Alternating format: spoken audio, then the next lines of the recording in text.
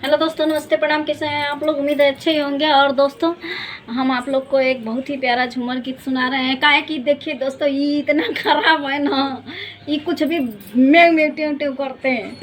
दोस्तों, आप लोग मजाक मत उड़ाइएगा, आप वीडियो को पूरा देखिएगा। ये एक बहुत प्यारा झूमर सुना रहे हैं हम आप लोग को, तो पूरा वीडियो देखिएगा और सुनिए, और एक प्यारा सा कमेंट जरूर करिएगा। वीडियो पसंद आएगा तो लाइक कर दीजिएगा। कहवा बसे तोता मैनवा, कहवा बसे मोर हो, अरे कहवा बसे मोर हो। कहवा बसे पातर पियवा, जियरा तड़पे मोर हो। कहवा बसे पातर पियवा, जियरा तड़पे मोर हो।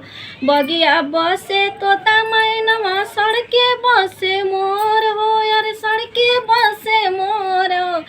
आ परदेश बसे पातर पियवा, जियरा तड़पे मोर हो।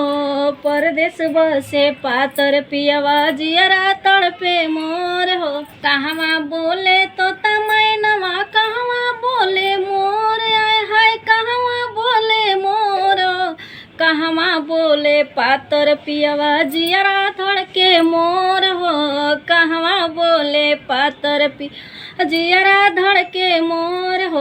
बगिया बोले तोता मैनवा, सड़के बोले मोर, आय हाय सड़के बोले मोर हो। आ परदेश बोले पातर पियवा, जियरा धड़के मोर हो। परदेश बोले पातर पियवा, जियरा धड़के मोर हो। परदेश बोले पातर पियवा। बाय दोस्तों।